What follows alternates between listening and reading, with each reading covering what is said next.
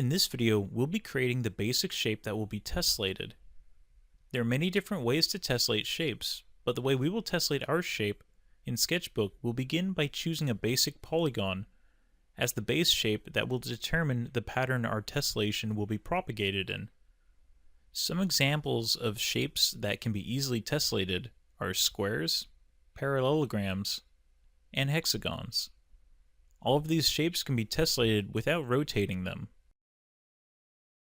I'll first show you the process using a rotated square as our base method of tessellation. In the later videos, I'll also show you a hexagonal tessellation and some other pretty cool ones.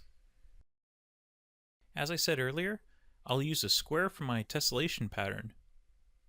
To do this, I'll grab the square tool on the top. I'll make sure I'm selected on pencil, and I'll just drag a square.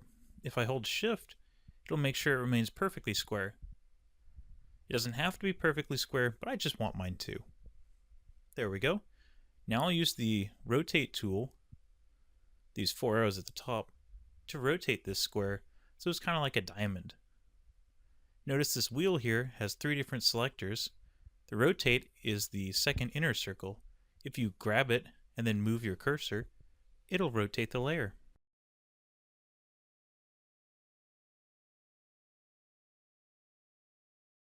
I'll add another layer to our drawing by clicking and holding on the current layer we're selected on and dragging my cursor upwards to the Add Layer button. Because I'm not actually going to be drawing on this square, I can go ahead and make it more transparent so it's just in the background. To do this, I'll just click on the slider on the layer and drag it down, and that'll make it more transparent.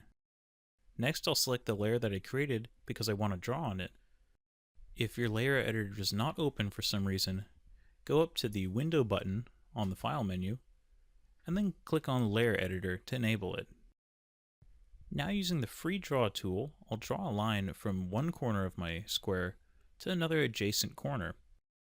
This will form one of the sides for my tessellation. To create the opposite side of my tessellation, I'm going to duplicate the layer I just sketched on by clicking on the layer and then dragging the cursor up and to the left to duplicate. Then I'll select our Move tool at the top of the screen, and then with the Move tool I'll click on the outer ring, the Move ring, and grab it and drag it down so that way it matches the other two corners. This will ensure that both sides will mesh together when we tessellate this shape. Now that these two sides have been made, I can merge them down into one layer by clicking on the layer and dragging my cursor down to merge below. Next, I'll make a new layer by clicking on any layer and dragging upwards to add a new layer. With the Free Draw tool selected, I can then go ahead and draw another side. Once more, I'll duplicate this new side and then move the duplicate down to the opposite side. So that way, both of these sides will also mesh when they're tessellated and patterned. Now I'll merge all the sides together so we have one solid shape. Notice though that I'm not going to merge it with our square or diamond. In fact, I'll go ahead and delete this layer by clicking on it and then dragging up and to the right to delete layer. Before we proceed any further, it might be a good idea to actually test to see if this is tessellatable.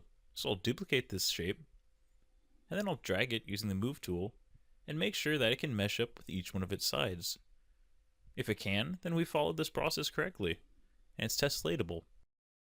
In the next section, I'll go ahead and start adding some interior details, and I'll show you how we can import other sketchbook files and pictures to help us create a detailed tessellation.